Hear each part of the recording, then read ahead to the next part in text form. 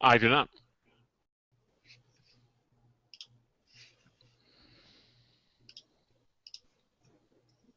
What? I'm kidding. No, just us this time.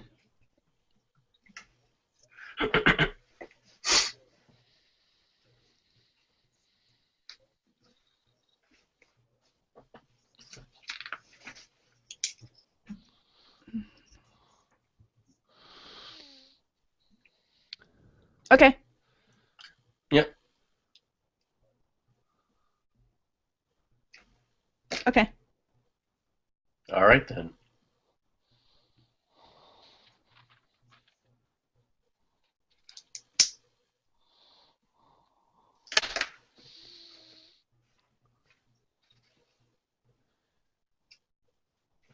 Thank you.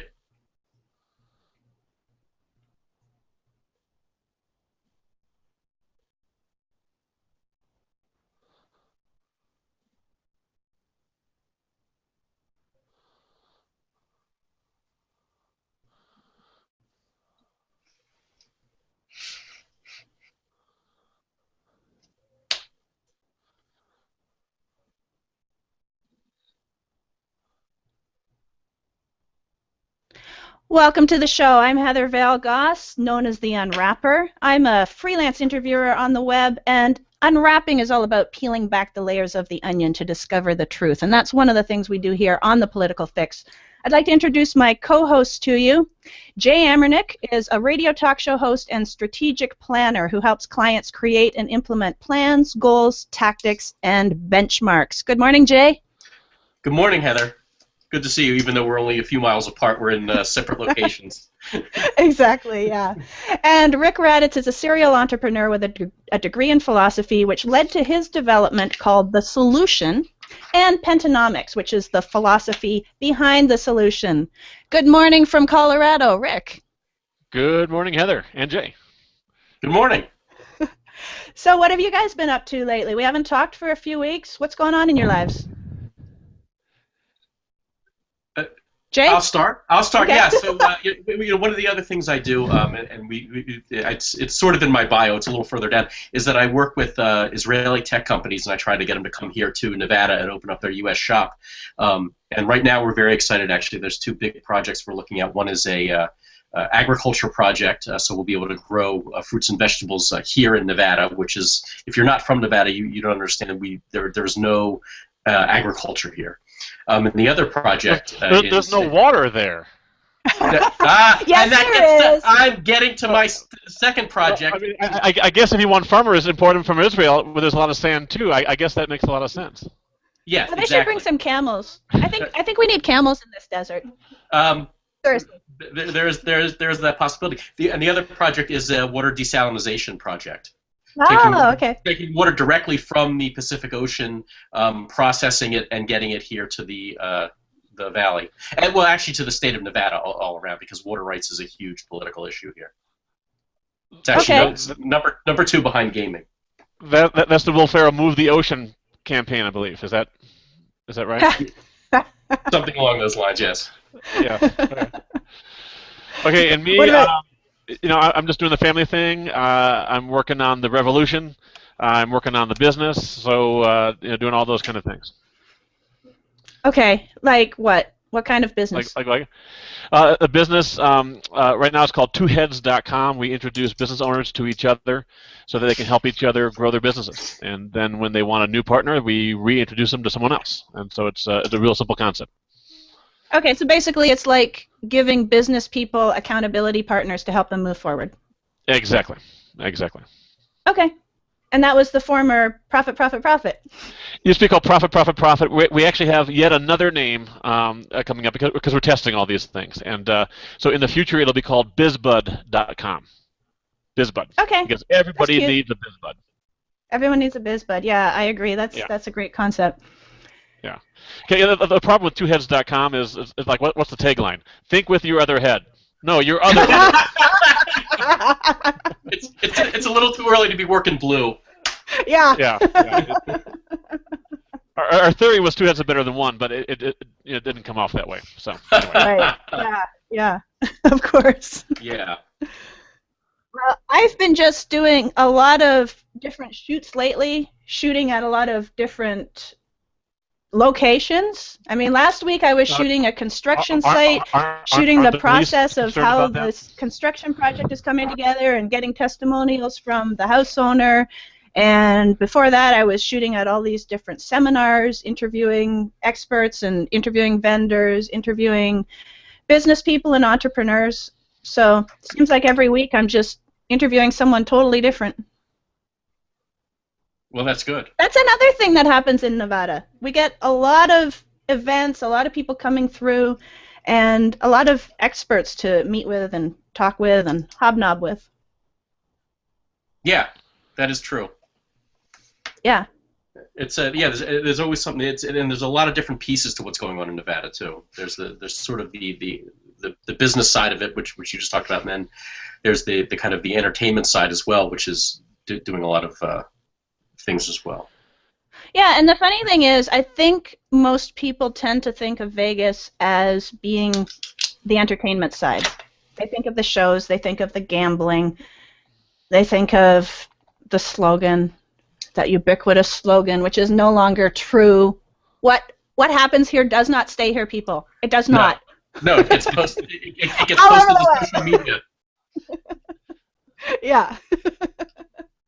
So what happens here ends up on Facebook, ends up on YouTube, ends up on Twitter, just so you know, fair warning. Yeah. But I think that the more fascinating side of here is what goes on with the locals and the entrepreneurs and the business owners, which is a completely, totally different side. Yeah, I agree. So what about you, Rick? Do you ever get out of your house, or you just, like, stay there? No, not really. I'm an antisocial basement, change the world kind of dude.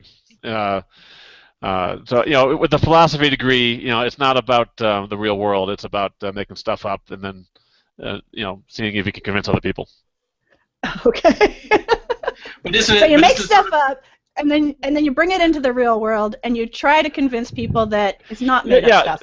Yeah. Okay. Well, no. The whole goal of philosophy is to understand the real world. But to do that, you have to have all these debates that are like these college dorm room beer-fueled debates that don't mean anything. And then every couple of 100 years, philosophers make a breakthrough. And really, I'm being silly, but really, there's something to that. There's a reason why we've been having the same darn political debate for like 100 years between the fiscal conservatives and the social progressives, and there's been a couple of world wars in between to take our mind off of it. But in some ways they're all related, of course. But there's a reason these things take time. Centuries or at least decades in philosophy. It's not easy. You can't test it. You got to think about it and then convince people, and then you try it, and then 100 years later you see how it worked. So it's a very different thing than, let's say, creating a new packaging for dishwasher detergent. Procter & Gamble can do that in a year or two, and then test it 15 different ways. With philosophy, it's generational. Okay, but do you really want to wait 100 years to find out if any of your ideas worked? No, of course not. Well, here's the good news. John Locke came up with the core ideas of freedom that propelled 100 years later James Madison and our founding fathers to do the American experiment, okay, the United States of America. That took 100 years. And then Karl Marx comes along and says, that's not going to last. We need to do this communism thing. And that'll replace capitalism, he thought. And it took 50 years for that to be tried, 50 years between Karl Marx and Lenin. And then, so here we are, another 160 years later or whatever it is, and we have a new model that kind of merges freedom and fairness together, the Pentanomic model. And I'm going to predict 25 years until it happens, because it's time is happening faster now. We have the YouTube internet environment where we can go viral, and suddenly we're the news story, and then we get a big following, and then it happens. So I'm optimistic. I'm gonna bet 25 years. Okay. So you'll be alive to see that. That's cool. Yeah. I hope so. Okay. Yeah. Much better. So Heather, what's the top story of the day? Well, the top story is the Drug Enforcement Administration broadened its national crackdown today on synthetic drug manufacturers, wholesalers, and retailers as federal agents served hundreds of search and arrest warrants in at least 25 states. Agents served warrants at homes, warehouses, and smoke shops beginning early in the morning today, says DEA spokesman Rusty Payne. The largest single operation was a statewide effort in Alabama, and agents were also active in Florida and New Mexico, among other states. The DEA has been cracking down on synthetic drugs, including so-called bath salts, spice, and molly, since the drugs first gained widespread popularity years ago. About five to 7 years ago, the agency responsible for enforcing federal drug laws moved to ban 5 chemicals used to make synthetic marijuana blends, including K2, Spice, and Blaze. And since then, drug manufacturers have continued to modify their formulas and develop new chemical mixtures. The agency is now broadly focused on Chinese chemical manufacturers and the distributors, wholesalers, and retailers that are in the United States. There's also a growing concern about where the money's going. Investigators have tracked hundreds of millions of dollars in drug proceeds being sent to Yemen, Syria, Lebanon, and Jordan. U.S. authorities have long worried about criminal and terrorist groups in the Middle East using drug trafficking to fund illicit activities. And last year, the DEA and Customs and Border Protection wrapped up a 7-month investigation that ended in 150 arrests and the seizure of about a ton of drugs. So, not good news for drug dealers today, that's for sure. No, or retailers apparently. Or retailers, yeah, drug retailers. Or the wholesaler. The middleman is getting screwed on this one. Yeah. Wow. Okay. To me, 150 arrests, given the scope of what this seems like, doesn't seem like a lot. I guess not after a 7-month investigation. No, I mean, I would think this would be like, I don't know. It really is a small world. If they're arresting the right people. That's what I was thinking. If they're arresting like the top leader. Well, then they should have put it like that, as opposed to, after this huge dragnet, we got 150 guys, instead of. Yeah. I don't know. Okay. Well, the issues I wrote down related to this that we should discuss after the break are the whole question of legalizing drugs. That here in Colorado, that's an issue because we just legalized marijuana last year. The fact that China is involved is kind of interesting. It makes you wonder if that's a state-run effort to destabilize us, or if it's just Chinese entrepreneurs under the radar. Then there's the whole issue of like capitalism. Like there's always all these evil capitalists doing stuff, and that kind of trends. The spectrum pushes towards the outlaw side. So we can discuss that, and the fact that greed is never going to go away. We can talk about greed and capitalism and how that all fits in. So some really good issues from there that I wrote down.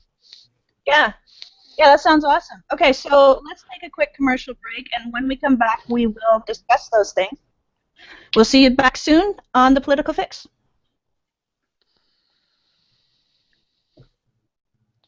Hey, we have a radio show. Are we clear? We're clear. Thank you. And so this is where we banter behind the scenes? Yeah. Okay.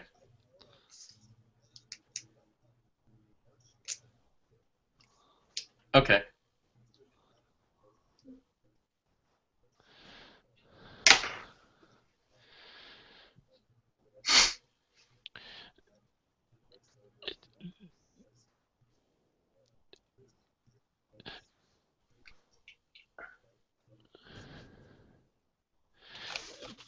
Do you have commercials you can just run until we have our own? Yeah, sure. Cool. 45 minutes? Probably 3 minutes. What do you think? 3 minutes on each of them? Yeah, that's probably good. Between 3 and 4, I think. Okay. Okay.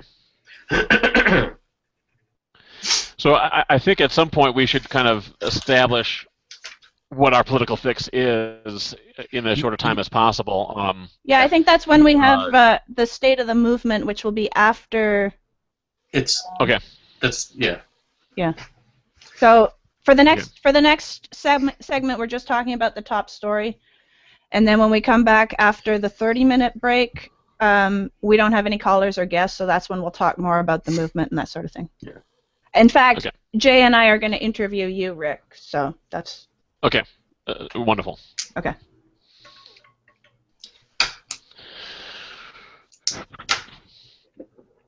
Wonderful. And we'll clearly have to sort of work on our break banter to keep the Google Hangout people excited, because this was scintillating. I don't know. Jay, if they want the behind the scenes, they get the behind the scenes. There's no. There's like the real. They're getting the real behind the scenes, not the. Yeah, there's some value here. Yeah, authentic boredom. Just in case, I think they should have some pasties, like some sequin pasties that he can put on and kind of dance around. Yeah, or maybe I'll do that. Now, if you open up that door, Heather, I you know. And you're next, Rick. Well, I am kind of pasty all over because of my basement dwelling. Well, I'm pasty too. I'm just, you know. Yeah. Thank you. Okay. All right.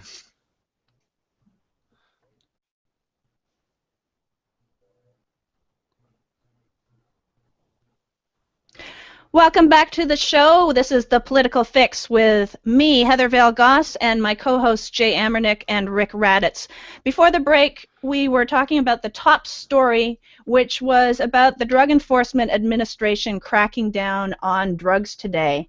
And Rick had some topics that we're going to rip apart, unwrap, and discuss. So, Rick, do you want to go over again what those topics were?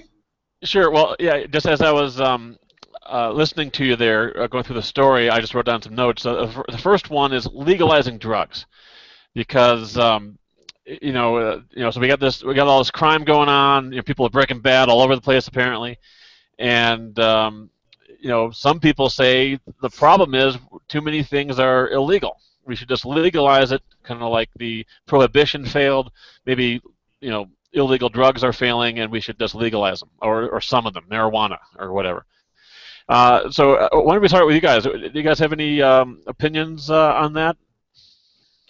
Well, I'm from Canada, and marijuana is legal there too. And you know what?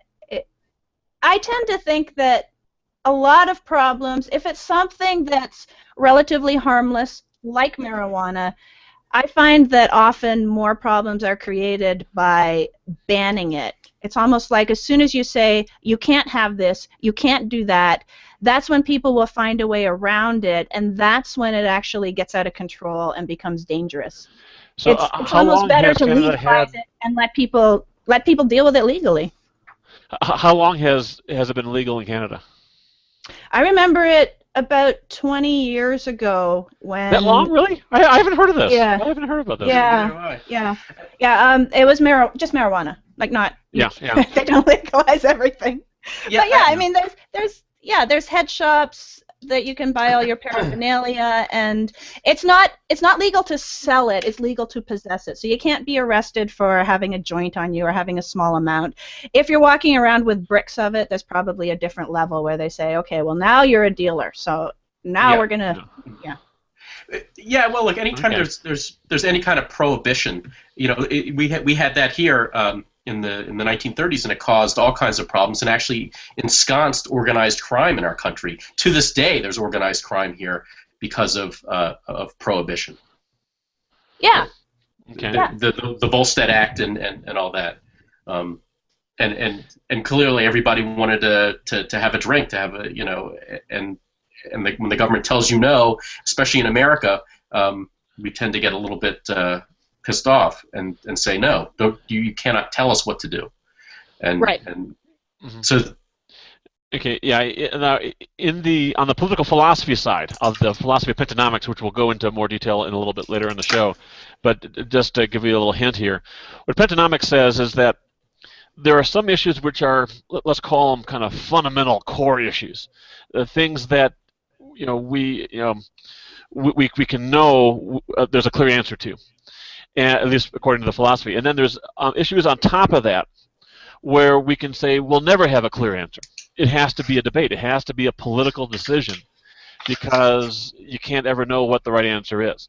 And I'm going to say that legalizing drugs or any one particular drug is something like that, where there's going to be people on both sides here, and I'm also going to say that we're never going to get clarity on this issue until we get the fundamentals right first, okay?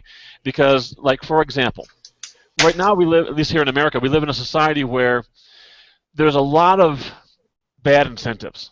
There's a lot of, the government action itself encourages people to kind of work less, and I'm pretty sure studies have shown, I think I read this just 2 weeks ago, that people who are on welfare of some kind, food stamps, welfare, even other programs that are designed to help stop drug use, those people are more likely to be on drugs because a lot of their other needs are being taken care of, and then they get kind of this low self-esteem, and then they turn to drugs to kind of fill the time and that kind of stuff. So, with all these bad incentives, it's hard to say what the right answer is, because when we fix those incentives, and that's what Pentanomics is all about, that's going to be like a sea change. It changes everything, and we'll have really a different debate because the context will change.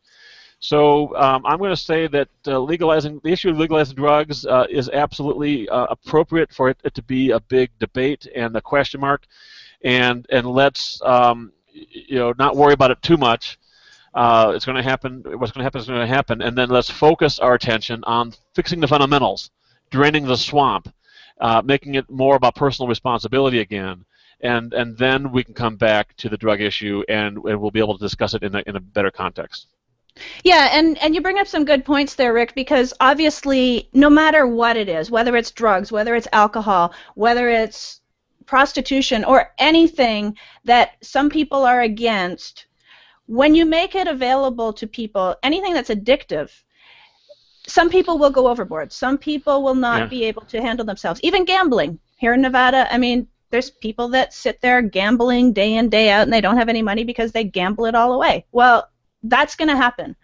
So it really does come down to helping people become more in control of themselves, really. I mean, like, we're adults. We can't just treat life like a playground. It's like, woohoo, I get access to this, so let's go nuts and go crazy and wreck our health. I mean, like, there's got to be some level of self-accountability at some point. But I think what you're suggesting, Heather, though, that's going to happen at first. Anytime you open up the floodgates, once it becomes legal, and that's just like any period of reformation. It's sort of there's a sea change. A pendulum. Things get a little nuts, and then eventually, as you again suggest, the pendulum will slow and stop somewhere in the reasoned middle. That's just the way things are. But yes, of course, like because I was in Denver about a year ago, and walking downtown Denver, the mall. Is it 16th Street Mall, 14th Street Mall, Rick? 16th. Yeah, beautiful, absolutely beautiful. But there were areas of it where you took a whiff, and I thought I was in a Cheech and Chong movie, and these were not the most savory characters perpetrating this, so it was a little, but again, that will change, once there's a certain sort of belligerence to, I can do this now, I can do this in public, and there's nothing anybody can do about it. Right. Aspect. You know what else was legalized in Ontario about 20 years ago, Ontario, Canada? It was legalized around the same time that women can legally go topless on the streets, just like men. So I take back everything bad I ever said about the Canadians. But that's the point here, because nobody did it. Like, just because we can, there wasn't like all these women just whipping off their tops. It's like we were allowed to, yes, but most women still didn't want to. So well, that's a different situation, though. if it It's was, also Canada. Like, if Florida made that law, I think you'd have more opportunity. Yeah. I'm just saying. so if you're listening from Florida, contact your local legislature. Yeah. Yeah. Okay. So next issue I wrote down. Well, I mentioned China. I'm not sure we can discuss that too much, but it's just I just have this question. It's like, if China wanted to screw up the U.S., they'd invent new chemicals to make synthetic marijuana, etc., and export them to the U.S. and just mess with us. So I wouldn't be surprised, although I have no clue if that's happening or not. Well, I would say that, in my estimation, there's nothing that goes on in China that the government doesn't know about. Whether they Yeah, probably. are behind it or they are just tacitly condoning it, I can't say. Right. Yeah. Yeah. Who knows? I mean, it's an authoritarian state, which it has pockets of insane liberty. I mean, it is really an interesting model. What China has figured out, I believe, this is based on just kind of absorbing news over the years about China, and talking to some PhDs about this too. But what China's figured out, I think, the people in charge, is that democracy has a problem. And the problem with democracy from China's point of view is that it can't make tough decisions. Okay? Every now and then it can, but in general, it can't make those tough decisions. And to run a country well, to run a household well or a business well, sometimes you got to make those tough decisions. And so what China is trying to do, I believe, is trying to get all the advantages of capitalism without all the negatives and the mess of democracy. And I think given where they came from, I think they're actually doing a pretty good job. And time will tell if they can keep it up. I think there's a risk that whenever you have that kind of centralized power, someone bad can come along and abuse that power. However, with what I know about China's, the way that people move up in the China power structure, they kind of have to prove themselves before they get promoted. So it's almost like a business. It seems to be working until it fails. We won't know what the big weakness is. The theory behind petonomics, and again we'll talk more about this in just a minute or two or 20, is that there is a way to constrain democracy. It can and make it more transparent at the same time, so it can start to make these tougher decisions. And then we'll have the best of both worlds, where we have capitalism and the freedom that comes along with capitalism, and also the freedom and responsibility and tough decision-making that happens when government is being done right, and also the social justice that happens as a result of petonomics being done right as well. So the goal of petonomics is to do government right. And I'm going to say that China has part of the answer in terms of setting capitalism free within these constraints, and modern society in terms of like the U.S. has part of the answer in terms of democracy is clearly better, I think, than authoritarianism. But we have to work on that. Any thoughts on that? Well, I think that what China's trying to do, there's a great cost to it. Like basically, I think I read somewhere where the people didn't believe that a man had landed on the moon. I mean, they keep information from their people. They control the media very tightly, and I don't know. I'm for freedom, even with the negative connotations that sometimes come with freedom, that come with freedom of speech, that come with the right to bear arms. All those things are very important. And the idea. I'm going to argue against you, Jay. I'm going to argue against you here because you say there's a great cost, but look at where China's come from.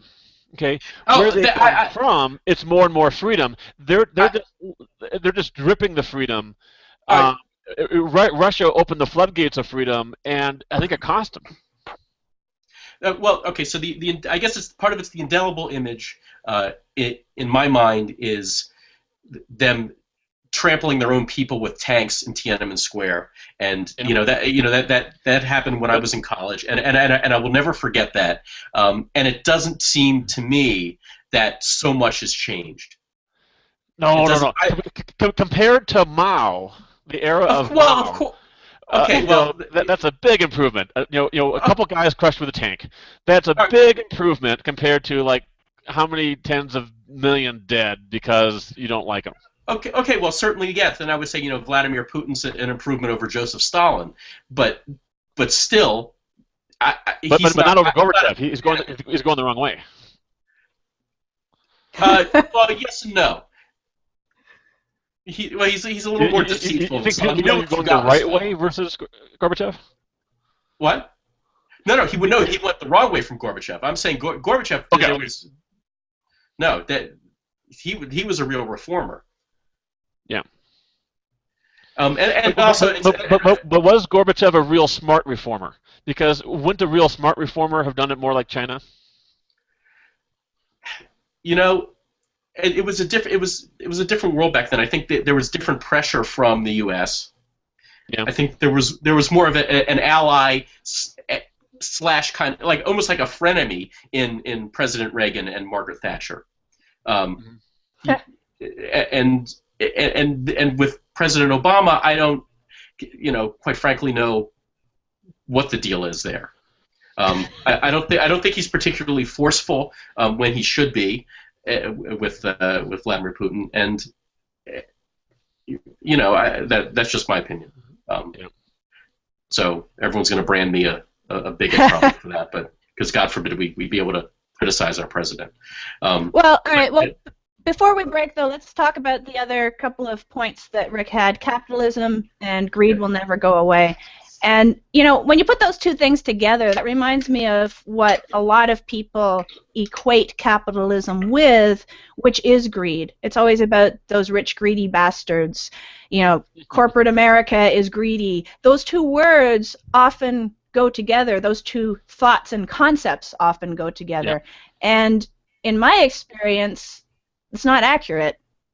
I agree as well. I will say that I have had the pleasure and honor of working for several 501c3s and charities, and I have to tell you, the so-called 1% give 90% of the money to these organizations, and they are incredibly generous. And not only that, they don't. And people say, "Oh, well, they're doing it for a tax write-off." Okay, well, yes, there is that element, but I will also tell you that they also serve on the boards of these organizations. And if you serve on an actual board, there are fiduciary responsibilities. There are articles, there are bylaws, there are things you have to sign, there are meetings that you have to go to. And the rule of thumb is the first thing you do when you get on a board is you figure out how the hell you're going to get off it, because it's a miserable experience.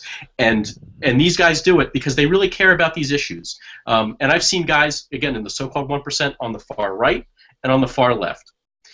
So I in a million years would never call them greedy. I mean, they really care about these issues, and they amass, yes, large sums of money and give a great deal of it away to try to fix what they see are the problems in the world through the 501c3s and the charitable organizations they choose. Yeah, what do you think, Rick? Well, I think this is a big topic, and I think it's actually kind of the topic that we're going to cover after the break in terms of introducing the philosophy. And I'm just real quickly, I'm going to say that there are 5 different types of greed, and only 5, because there can be greedy individuals, greedy groups or collectives, greedy politicians. That's a little bit different. Greedy foreign nations, and then also the future, in a sense, is greedy in that it wants stuff, and we have to decide what is theirs and what is ours. What is we the living? And so in a sense it can reflect back, and like we the living can be greedy. So there are these 5 dimensions of greed, and capitalism is what we get when we control individual greed and properly incentivize it.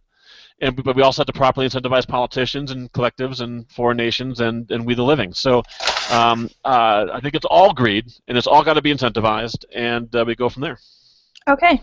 Well, we'll talk about that more when we come back, and also an opportunity, if you're listening in and you want to call in and have your say, we'll give you a chance to do that as well. We'll be right back on The Political Fix.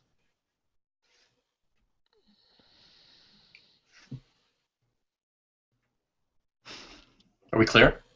Okay, we clear. Okay, cool. Woohoo! All right. Here's that banter. This is going not too bad. Not too bad. Okay. No, for first shot out without like a practice show really or yeah. I mean it's coming across as sort of an extension of some of our meetings where we kind of talked about these issues a little bit, I think. Yeah, yeah. Yeah.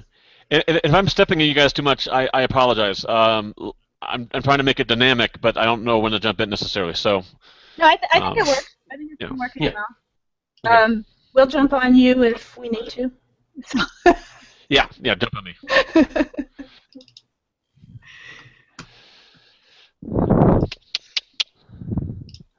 Thank you. All right, so we'll talk about those issues. I'm going to give the 800 number for them to call first when we get back. Chances of that are pretty slim. Should we use my toll-free number and point it? No, we got the There's one for the radio. No, we want the one for the radio station. I mean, in the future, because I have a really cool toll-free number. How are they gonna? They won't be on the air. Yeah, they won't route it into the show. Yeah, we'll only hear it through your speaker.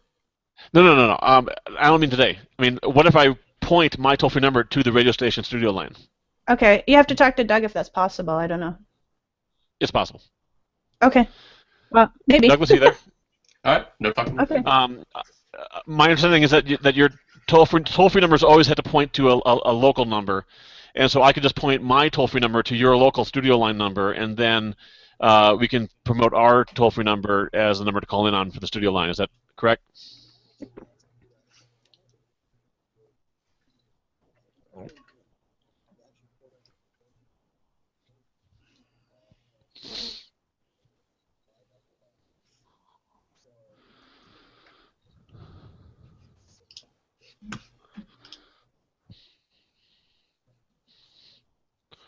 Okay. Okay. We can work on that during the week.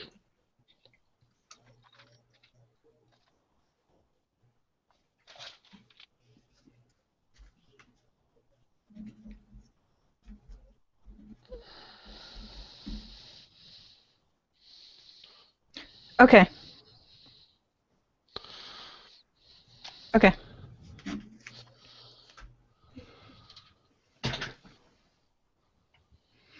Welcome back to The Political Fix. I'm Heather Valgoss here with my co-hosts Jay Emernick and Rick Raditz.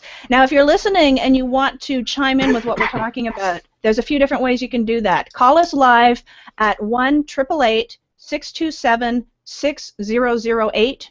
That's 888-627-6008. Or if you have a smartphone, you can go to bbsradio.com and download the app, either for your iPhone or for your Android. And within the app, there's one-click connect. So you can connect to us with one click and ask your questions of Rick or ask your questions of the rest of us and join in the banter, join in the fun. So where we're at now is we were talking about various issues that surrounded the top story today, which is about drug crackdowns in the U.S.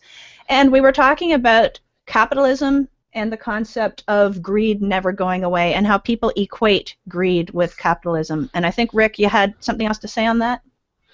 Well, yeah. I mean, it just ties in nicely to this pentonomic theory of government, and pentonomic means 5 economies. Penta meaning 5, nomic meaning economy. So we're talking about 5 different economies here in this pentonomic theory of government.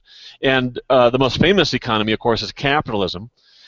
Capitalism economizes the resources that we as individuals control or individual companies control. So it's kind of like the private marketplace, if you will. And what capitalism does is it makes sure that everyone knows who owns what.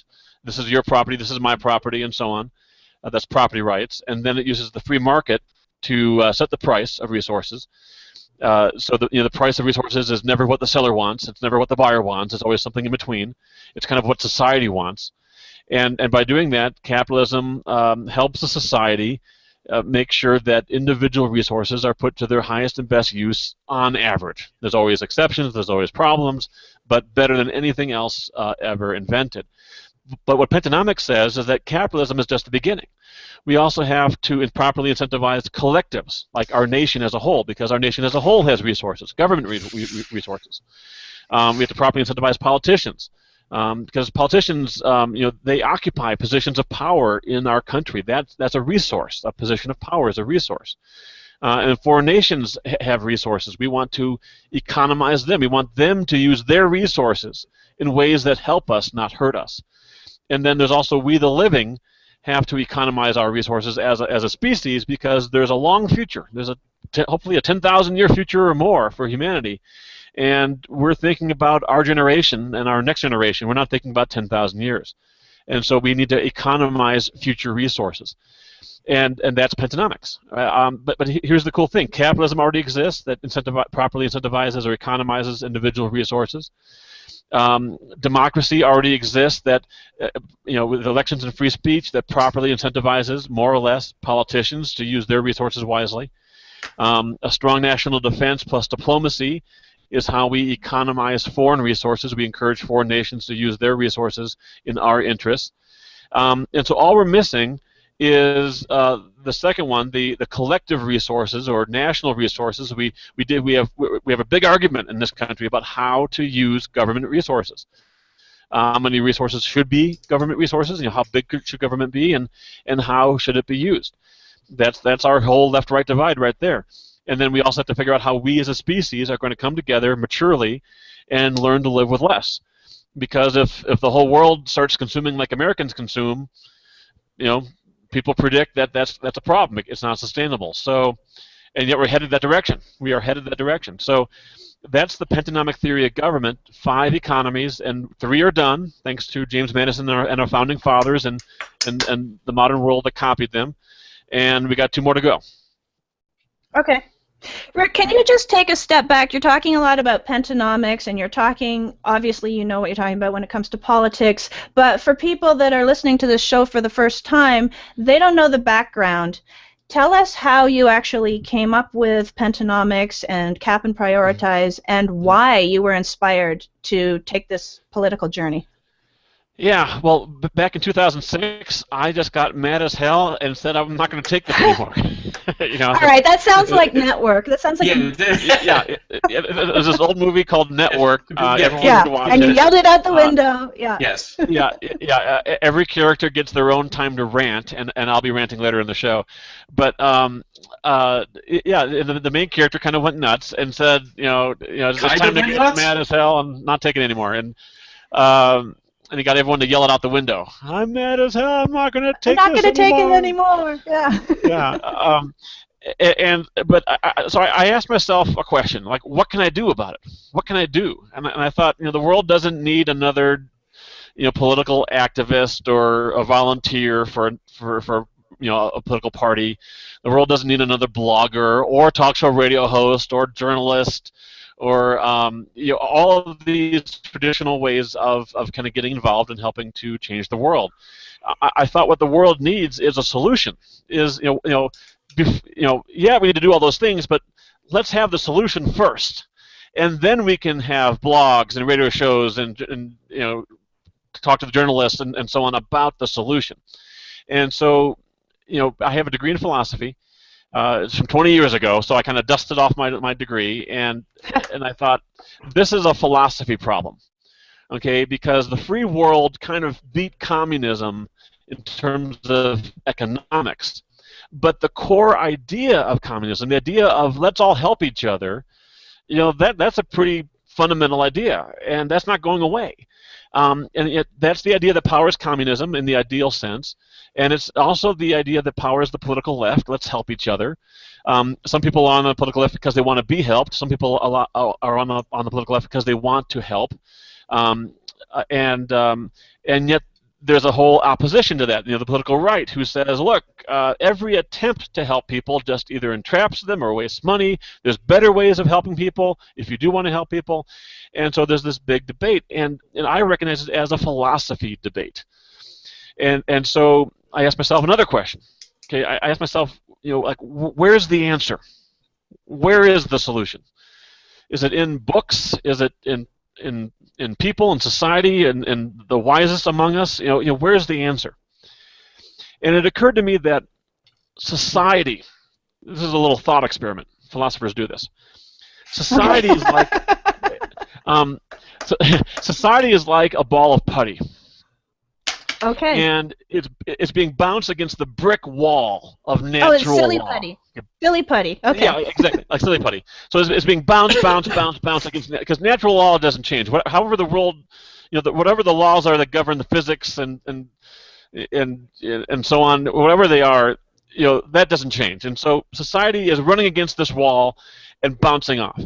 And if so, the things we're missing is kind of like an imprint of natural law on this ball of putty, on society. In other words, I guessed, because this is kind of a guessing game here, I guessed that the answer we were looking for wasn't in a bunch of old books, and it wasn't by studying dead philosophers. The answer would be found by studying living society. And so I gave myself a mission of just talking to people on the left, right, and center. And the goal was to see what they thought about the world and how to fix it, and to integrate all of these thoughts and opinions into one coherent philosophy. And that's where Pentanomics came from, is through probably thousands of conversations, and not of the world's smartest people, but just people left, right, and center. And it was just, I learned something from every single conversation. Interesting. Okay. So let me ask you a quick question. How does that sort of transfer from philosophy to sociology? It's like a sort of a reality. blend of the two. Yeah. Yeah. Well, think of it like an extended conversation. It's a single conversation that happens over the course of now 7 years, and the conversation is with a lot of different people, but it's all going through one head. Okay. Okay. And the job of this, my role in this process wasn't necessarily to have all the ideas, just the opposite. My role was to stop thinking I had the answers and to start thinking that the answers were out there, kind of like the X-Files.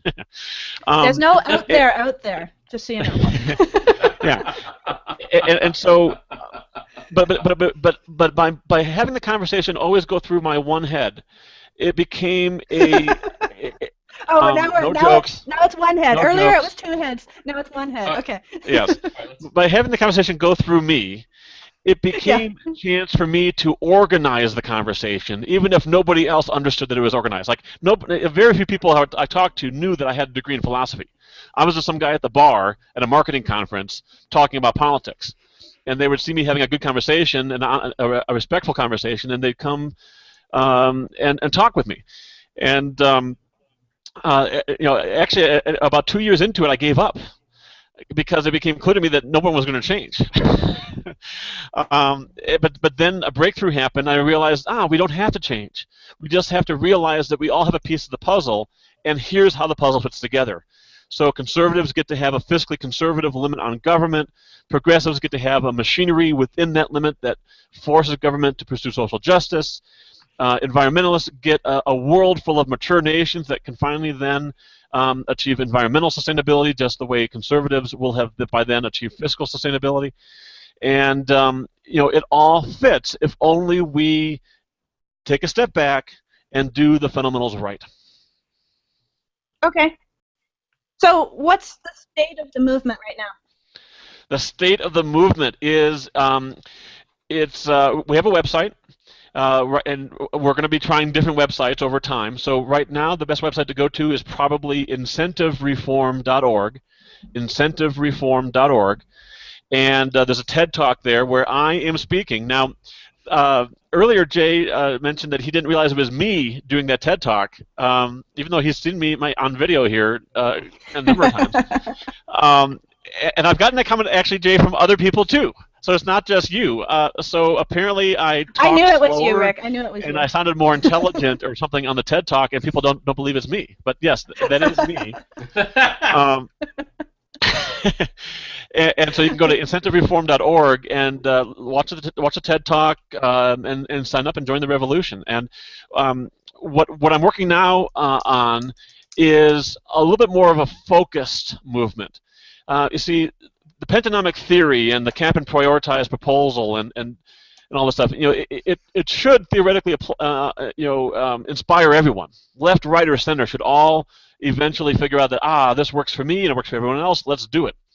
But there are some people that it kind of connects with more, sooner. And there's two different groups. It's the conservatives and it's the moderates. And the conservatives, because the conservatives are already in favor of some kind of cap on government, so they're not afraid of a cap. And step two is prioritizing better, more transparently, and who's against prioritizing. So conservatives, you'd think, could be on this first. And I tried that route, and it turned out that wasn't true, because too many conservatives in power are so against the government pursuing social justice, even within limits, that they can't make the leap. And so I don't think it's the conservatives that are going to lead this, even though they could. And it's not the progressives, because the progressives, at least the leadership of the progressives, are too against caps. It's too scary for them with their base. So I think it's the moderates, because moderates describe themselves as fiscally conservative and socially progressive at the same time, and that's what cap and prioritize is. We're going to cap government spending, prioritize government spending, and therefore economize government spending. We're going to basically force government to use its resources to help the people who need help most by prioritizing more transparently. It's the transparency that forces that. And that unites the left, right, and center, but it's going to be, I think, a moderate movement. So the state of the movement is I'm creating a new website called 1millionmoderates.org. It's not up yet, but I think that's our next attempt. Okay, awesome. So we have to take a final commercial break. When we come back, we are going to hear Rick's rant, and we'll have some final discussion on that. We'll be right back on The Political Fix.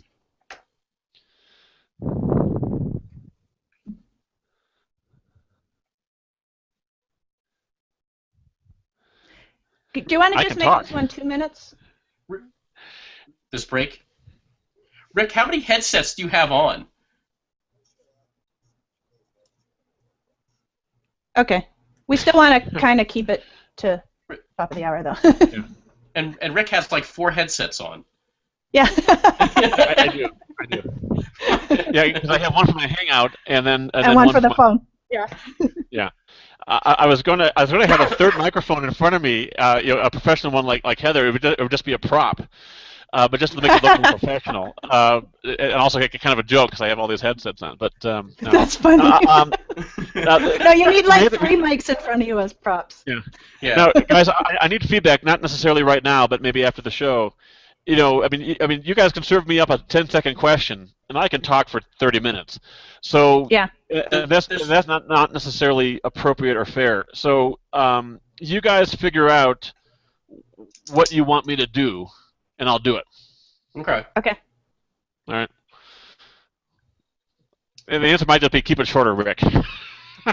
Yeah. Yeah, for the most part, yeah. Yeah. But that's cool because we filled the show. Yeah. I don't think we'll have any problem filling the shows. Yeah. Okay. Especially after we build our following, we have callers. I mean, Yeah. We could, after we get syndicated, we got national callers. Filling 3 hours will not be a problem, and all the millions will be pouring in, and so we'll want to do it, and it'll be great. Yeah, exactly. I'm serious. Okay.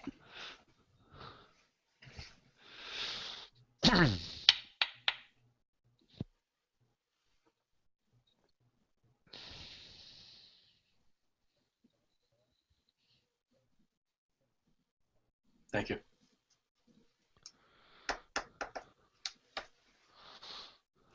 Welcome back to The Political Fix. I'm Heather Valgoss here with my co-hosts Jay Emernick and Rick Raditz. And as promised, Rick is going to rant for us. We've got the 2-minute Rick's rant. And I can't wait to hear what he's going to rant about. Go for it, Rick. Yeah, I haven't told anyone about this. I'm going to rant today about fiscal conservatives and environmentalists. Okay? Now, those two segments of the population aren't necessarily talked about together. because they seem like political enemies. Most environmentalists, the ones who are really serious about it, that's passionate about it, they tend to be on the political left, not always, but they tend to.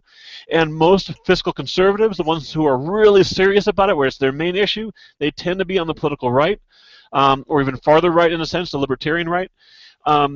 And so you would think that these two groups are political opponents or enemies or whatever your favorite word is.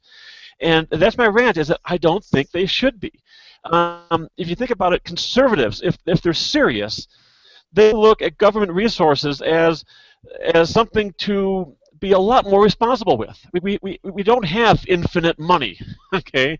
Maybe we can grow more money by growing the economy over time, but at any one moment in time, we have this much money to spend on things, and we got to use it smarter. Okay, we got to use less and use it smarter. And environmentalists are the same thing. They look at the world and say we have all these resources. There's a lot, but they're limited, darn it. And we got to be smart about how we have to use less, and we have to use them smarter. It's the same darn problem. Fiscal conservatives and environmentalists should be united. They should be saying, look, guys, we're both focusing on the same hard problem: maturity, stability, conservation, economizing, setting limits, living within limits, and making those tough decisions politically viable. They should unite. And the reason they can't unite, or haven't united yet, I believe, is because the problems are at two different scopes. And here's the big conclusion. Fiscal conservatism is about nations being responsible with their national resources. And environmentalism, done right, done globally, is about we as a species, we the living, being responsible with our resources, ultimately. And think about which problem is easier. Okay, the fiscal conservative problem is easier because having one mature nation is hard enough. To do a global environmental sustainability movement, you have to have a world full of mature nations. And so I think my call here is for environmentalists to be smart and to say, you know what, we're not going to achieve true global environmental sustainability until we first achieve fiscal sustainability. And so I'm calling on every environmentalist to first and foremost be a fiscal conservative. Join the fiscal conservative movement. Call for a spending cap, and then prioritizing within that cap, and make that happen. And after that happens, after the right sees the left coming on board for fiscal conservatism, then maybe we can talk the right into coming on board with the left for environmental conservatism. And it's all the same problem. There's my rant. Wow. What do you think? Okay. Well, that's kind of a stretch. I mean, I know a lot of environmentalists. I consider myself an environmentalist. I'm not out there, attending rallies anymore. I used to. But, when you say jump on board and be a fiscal conservative, it's like, ugh, really? Exactly, but it's the same problem. And look here, rant part 2. The fiscal conservative issue, fiscal conservatism, can be measured. Okay, we can know down to the dollar how stupid we as a country are being. Whereas with environmental sustainability, it is a little bit fuzzier. We're talking about centuries here, and so it's a little bit fuzzier. And so we can't even get fiscal conservatism done right. That shows you how tough environmental conservatism is. Well, I think there's a challenge because of other ideologies that happen to go along with people who are fiscal conservatives and are environmentalists. Right. Yes. And the environmentalists are, as you suggest, and I agree, are mostly on the left, and they're going to come to the conservatives and say, well, where are you on gay marriage? Where are you on abortion? And there they will part company. But here's where they're being stupid: is that to form a political alliance, forget all that other stuff and just work on this one issue and then part company on everything else. So you're saying... Well, that's keep in mind. I mean, that's... No, you're right, Dave. It is a political problem. That's the problem right there. That's what we did when I worked for APAC, and it made sense. It just made sense. Well,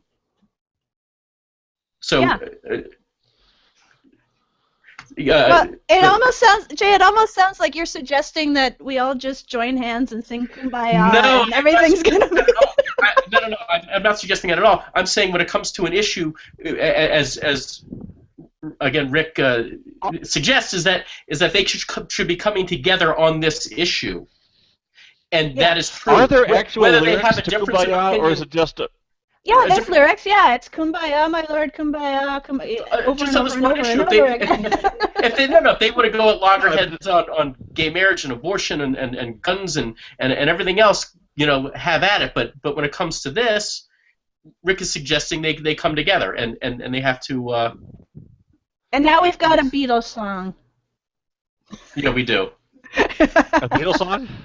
Come together right now. Oh, right now. Yeah. Okay, well, it's a good point. Yeah, I mean, I don't see it happening, honestly, but in theory, what you're saying is true. It's valid. If you're a serious environmentalist, that's the first step. Okay. All right. Well, okay, so all you environmentalists, stick that in your hat and smoke that one. So, it's legal. Come to Colorado and smoke that. There you go. Okay, so this is the end of our show on Political Fix. If you want to hear past episodes or see more about what we're doing, go to politicalfixradio.com. You can also watch the behind-the-scenes video that we shoot every week, politicalfixradio.com. And if you want to find out more about the movement led by Rick Raditz, go to incentivereform.org. That's incentivereform.org. We'll be back with you next week. Have a good week. From myself, Jay Emernick, and Rick Raditz.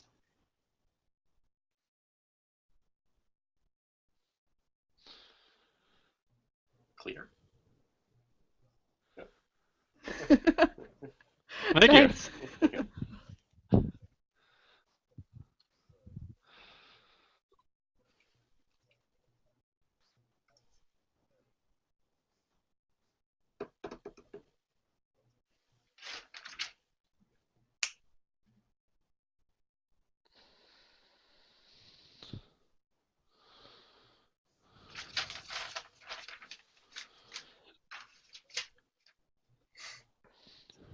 Okay, awesome.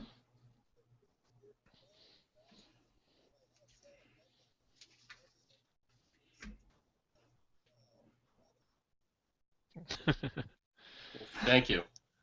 Awesome. Thanks, Doug. Thank we you. Appreciate that.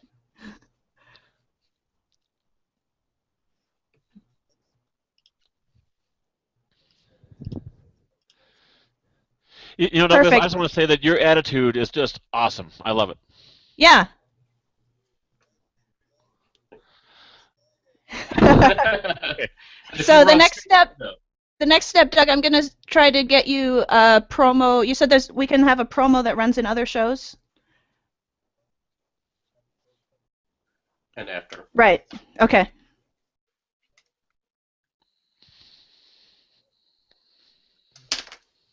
Okay. And we're looking at like 45 seconds on that?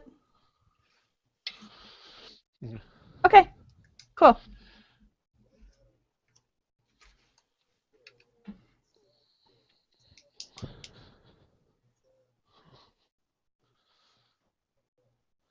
Okay.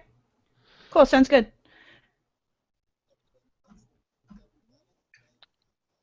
Yeah, thank you, Doug. Okay, bye. Bye. All right, Okay. and we're signing off on the Hangout, too. That was behind the scenes, for better or worse, on Political Fix.